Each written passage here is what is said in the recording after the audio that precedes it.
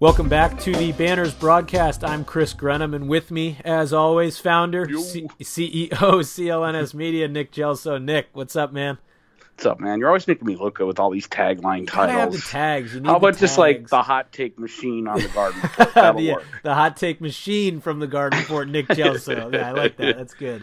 So, Yeah, Nick, man. we're through one game. The regular season has started. Obviously, that was Tuesday night. A big win over the Philadelphia 76ers. What'd you think? The Garden was bumping. I was pretty impressed. There was a Red Sox playoff game that night. I wasn't sure if it was going to be that crazy in there with a little Red Sox distraction, but it was loud in there. Dude, it was like a play. It was like Game 7 of like the conference finals. Marcus Morris said it. He said it was going to be a playoff atmosphere. I have to say, I mean, I think we sat together. We're like the two old men in the Muppets now up in the air. That's it, yeah. Together. But, yeah. So, I haven't seen an opener like that since the old new big three. With KG and Paul and them. And I knew it though. We did Causeway Street and CLNS did that tip-off party at the Harp, and right. When I saw 400 people in there drinking their faces off, I thought, uh-oh. Yeah, it was going to be a pretty rowdy environment. And it was. It was loud. It was loud. Whenever Simmons, Fultz, or Embiid got the ball, that place went absolutely ballistic. Yeah, absolutely nuts. And I was pretty impressed. Embiid did get his. That's kind of a guarantee, going forward. He had finished with 23 points, which was game high, alongside Jason Tatum, who also had 23, who a lot of Celtics fans are basically saying, he's Michael Jordan now, which he might be better. I don't know. Jason Tatum is on. Here we go already. But I think the Celtics did a really good job with Joel Embiid. They didn't start Aaron Baines, but Aaron Baines did play some really quality minutes, which he did in the playoffs, and he's been so good against Joel Embiid in the past. And people, when they talk about the depth of this team, they talk about Terry Rozier and they talk about Marcus Smart and Marcus Morris, but Aaron Baines is always towards the bottom of that list. He's so important for this team, and he's so damn consistent. It's awesome. I love watching him play. Yeah, I mean, you had recognized he's pretty unathletic. I mean, you recognize he shoots threes off the wrong foot. It's kind of bizarre. That's a crazy thing. It's his energy, his strength, his hustle, and really, I mean, just being an enforcer. There was a guy when I was growing up called Mark Eaton. He played for the Utah Jazz. They used to call him the Man Mountain, and that's kind of what Aaron Baines is. Yeah, Baines is It's interesting watching him followed by Horford or vice versa, because you watch Horford play against Joel Embiid, and he's got that long, really, really high IQ style of defense where he keeps Embiid away from the basket. He forces him out towards the perimeter, but not really by, forcing him out with his body. He's cutting off passing lanes, and he's one step ahead of him. When you look at Baines just gives up no ground. It's like Embiid can smash into him again and again and again. He gives up zero ground whatsoever. It's pretty awesome. And I think that combination, or varying it messes with Embiid's head. Totally. He doesn't know how he's going to be played from, player to player between Horford and Baines. You just said it all when you said it. They're just such different styles.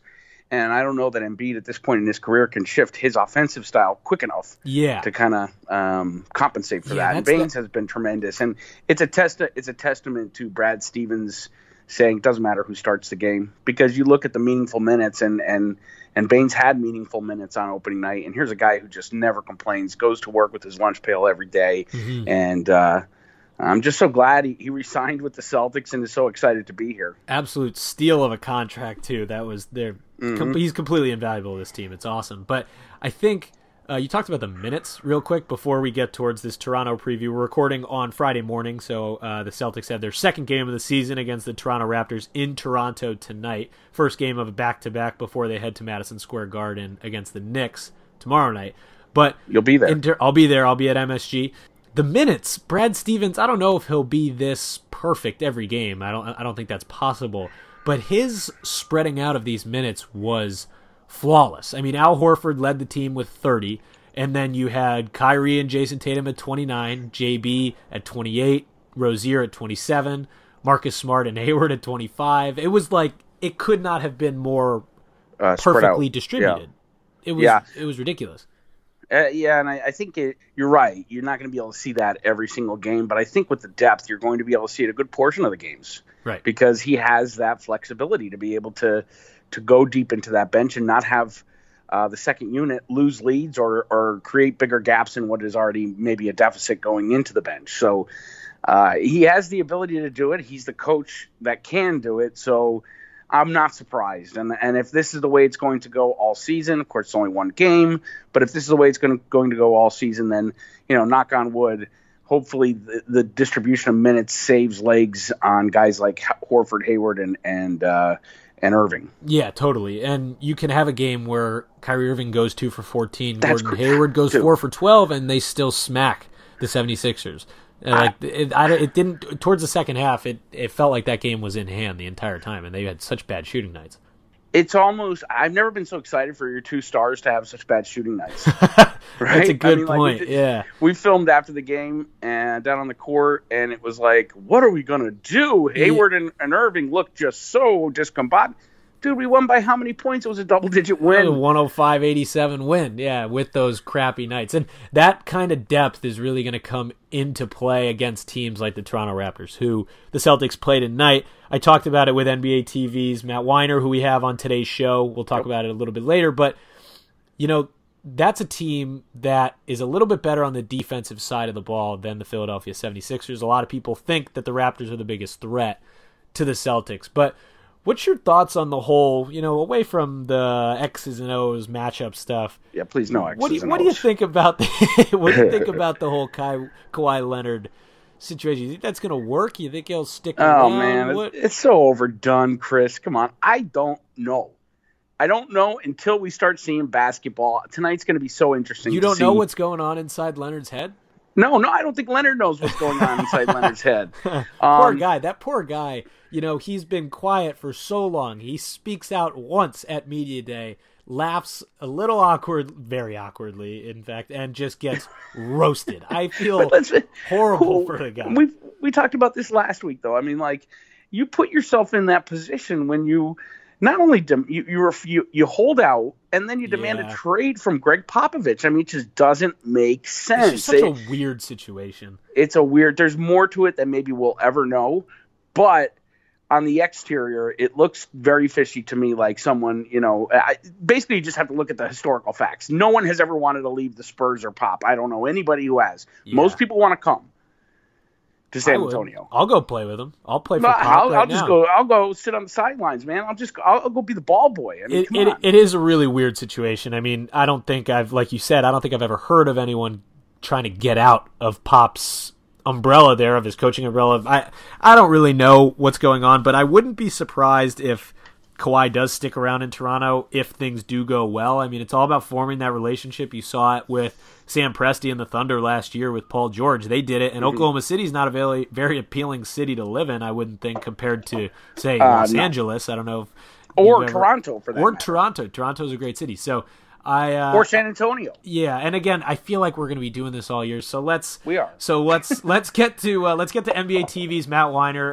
The Celtics play host to the Orlando Magic on Monday night, 7:30 at the Garden, and it will be on NBA TV. So let's get to our interview with Matt Wier. Anyway, Chris, we're powered today. We have a sponsor. Powered. Yeah, man. We got Power 1 in 100. It's a brand new way to get involved in sports and concert events. Boston sports fans, they can get killer seats to see Celtics, Bruins, Patriots, or Red Sox for the price of a beer or even a large pizza. It could even be less, Chris. People are tired of paying inflated broker prices for tickets, and now with 1 in 100 fees, rightfully so. Oh, dude. I mean, how about when they? Never mind. I'm not going to back it. But go to 1in100.co. That's 1in100.co. ONEIN, the number 1, the number 0, the number 0 dot. CO. Now, how are you going to forget that? That's a unique URL. And there, the novelty in 1 in 100, you'll know, is that there's no other place online that's doing online raffles for tickets and sporting events like they are.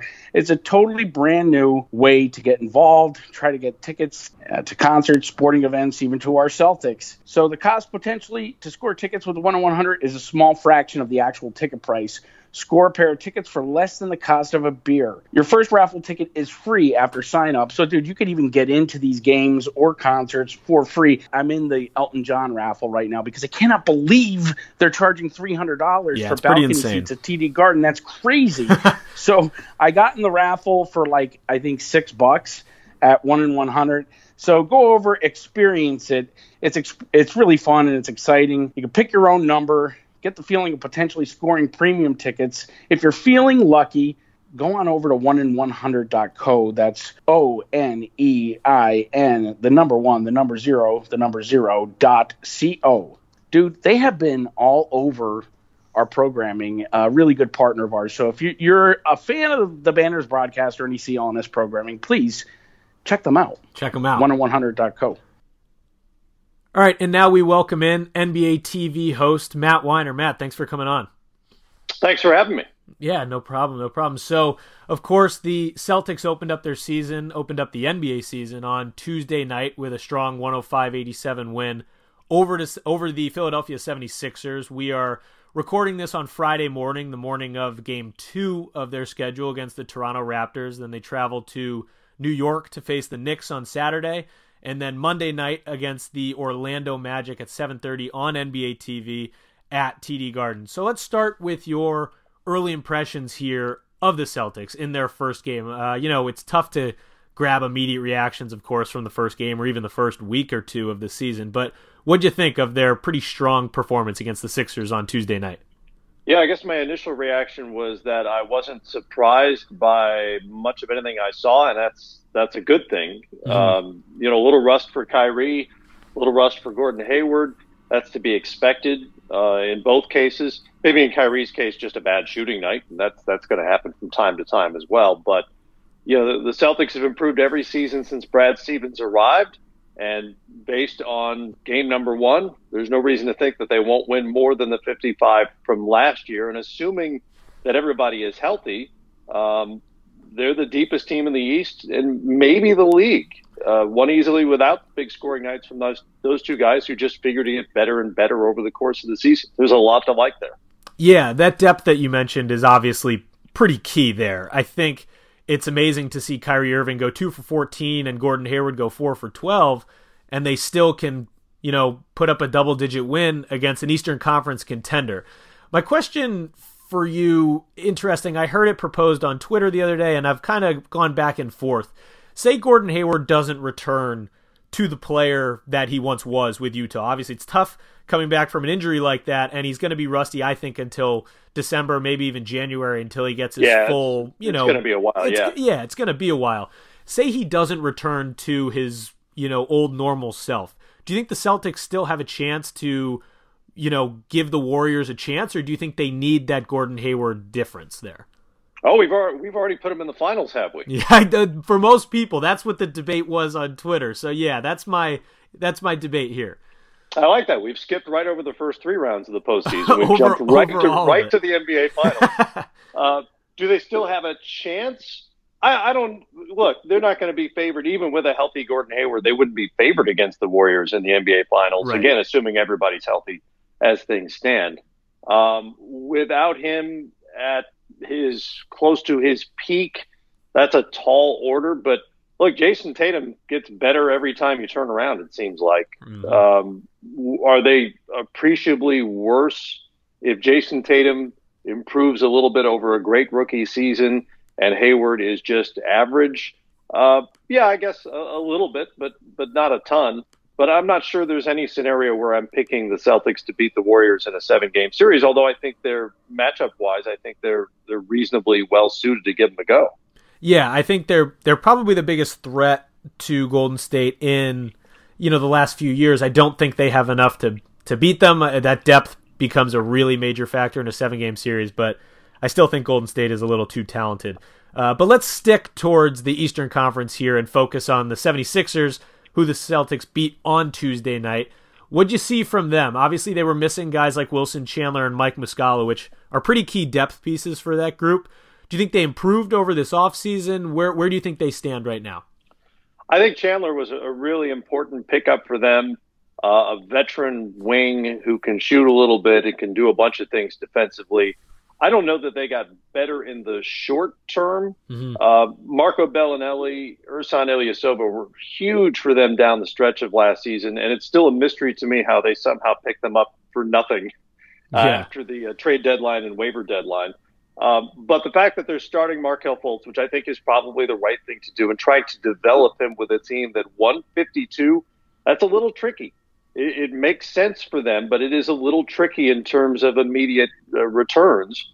It makes sense because he should be part of their core moving forward. But I'm not sure that they're a better team other than the improvement you would hope for from guys like Ben Simmons and Joel Embiid. They're still a really good team, certainly a really, really talented team. But you saw what happened in the playoff series with the Celtics when they showed some warts in terms of execution late in games.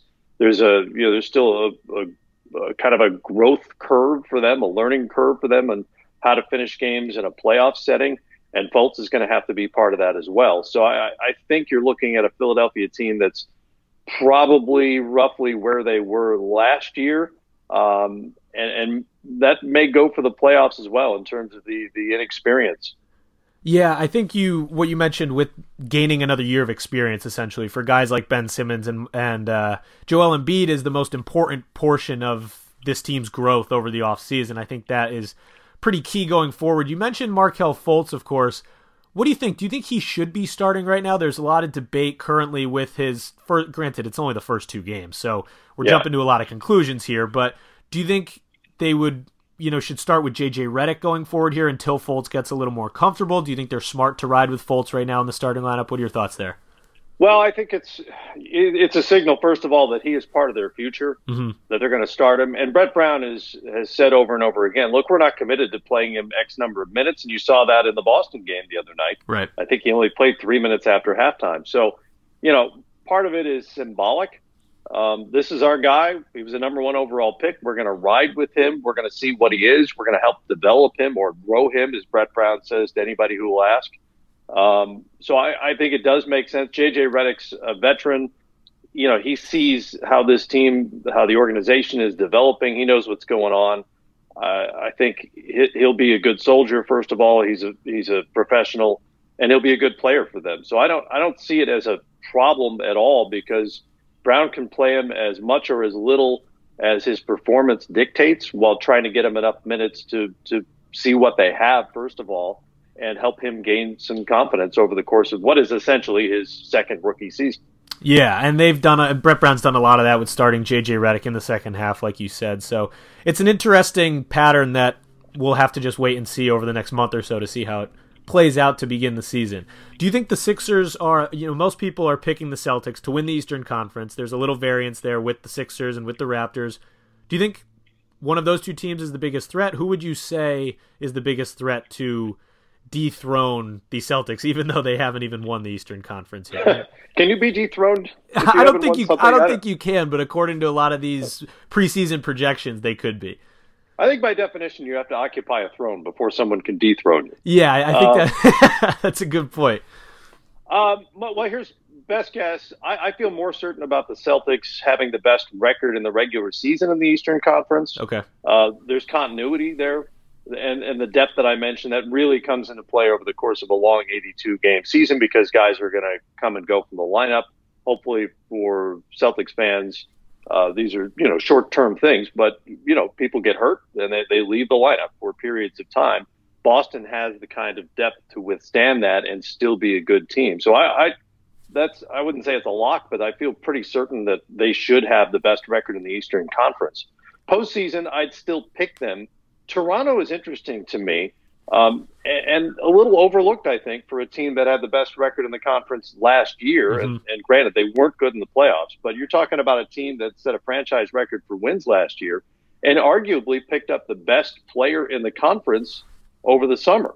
Right. Kawhi Leonard, if he is healthy, if he is right, regardless of where his mind is in terms of what he's going to do next summer, he is an issue for the rest of the league on both ends of the floor. 2 years ago, he was widely recognized as the best two-way player in the entire league.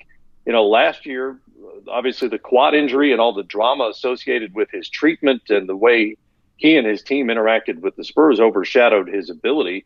And there certainly are questions about his health moving forward, but that's the kind of guy who can make a difference in a playoff series. I thought Masai Ujiri was right on to make the gamble and trade away an established all-star DeMar DeRozan, who was such a big part of their culture, for a guy who's frankly just a better overall player. And if it doesn't work out and he walks next summer, okay, well, you kind of start over a little bit. But it felt like that team had capped out with Dwayne Casey, with DeRozan and Lowry.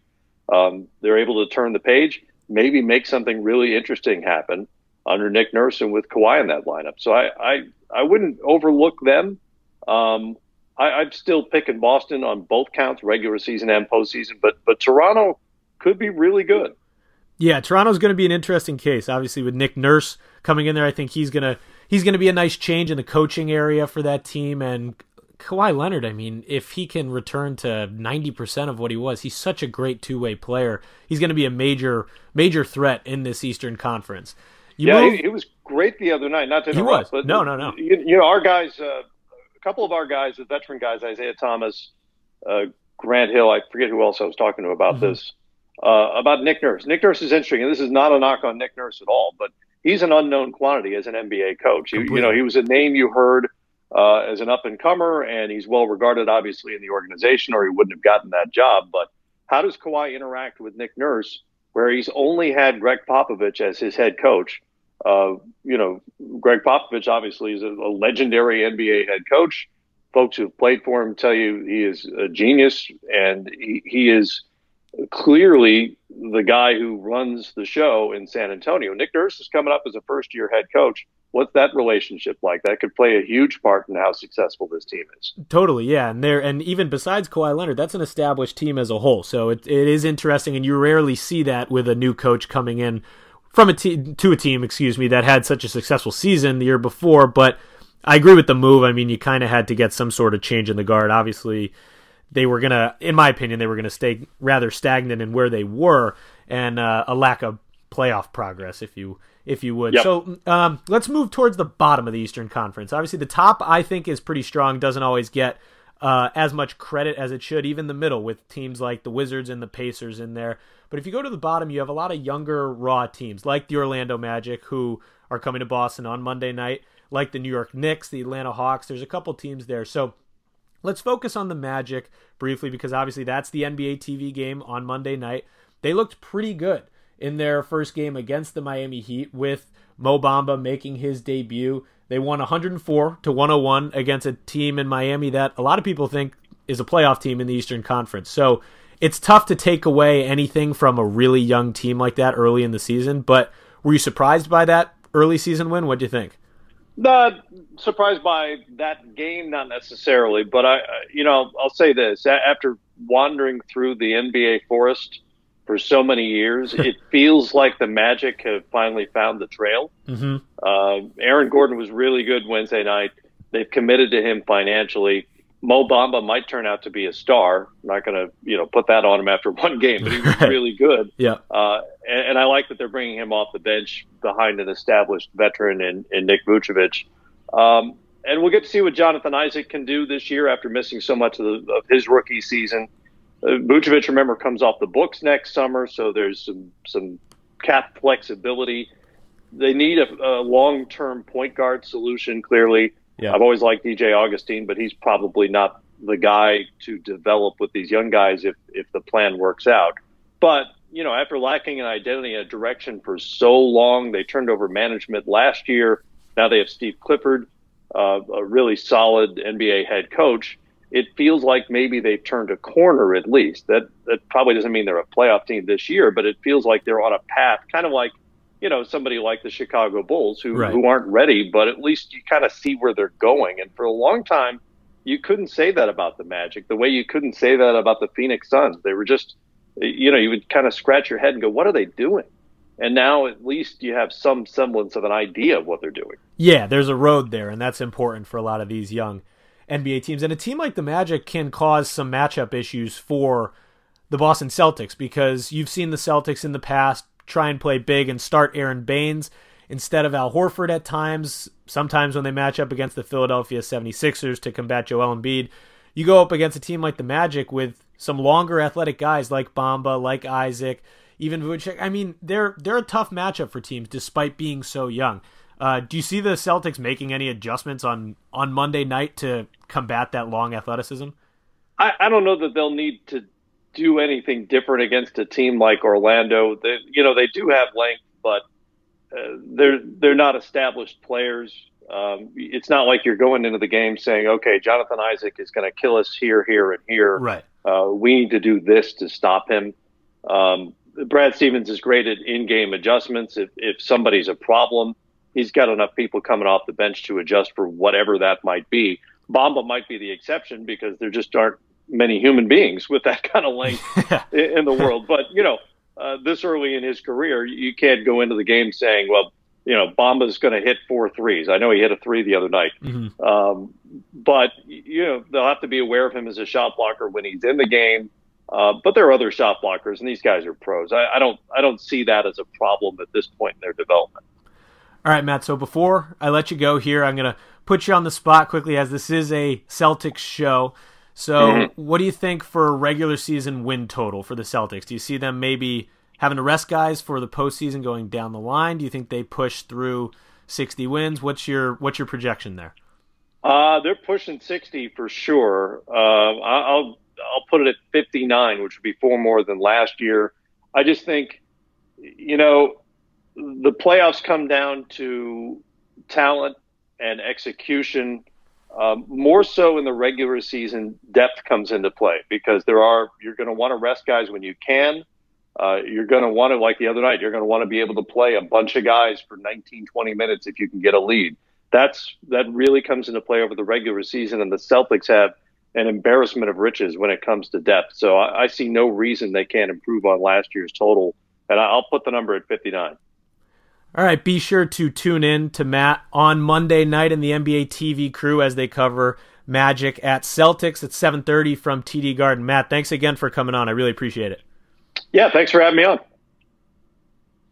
right, thanks again to Matt for coming on and discussing the Eastern Conference. Yeah, Matt's a great guy. He's been in the league for a long time. He knows his stuff. So now we're looking forward. We've got the Knicks on Saturday. You've got the Magic on Monday. A couple young and raw teams here towards the bottom of the Eastern Conference. There's going to be a lot of those games this year where you're looking at some of these rosters and being like, I probably know about half these guys.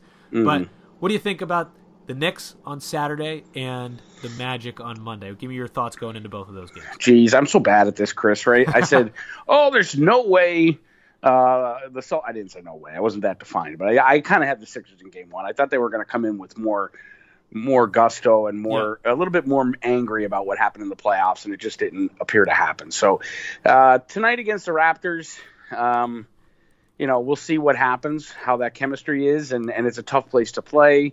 Celtics tend to struggle in Toronto, so that'll be interesting. As far as New York and Orlando goes, really they should be it really should be a situation where Stevens could rest some guys, and we're really only in 5 games into the season by the time, or 4 games into the season by the time Orlando comes. Mm-hmm. I wouldn't be surprised to see him rest somebody on that night because that should be a win. Yeah, I don't know if we'll see him like sitting guys out yet, but I have a feeling rest in terms of minutes is definitely a possibility. Like you said, I think you could see him limiting some guys if the games do get out of hand. The Knicks game against the Hawks the other night was really bizarre. It started out and looked like a pickup game that was just you watched that so intently. I bet you did. Love these games. Yeah, are you kidding me? If now that League Pass is back, it's like my dream. I have League Pass on my computer with 4 games going at once. I have the Red Sox playoffs on my TV. It's like, dude, you got to take a picture of that and put that on social media. Oh my god, it's like my dream. You should. By the way, congratulations to our Boston Red Sox. Heading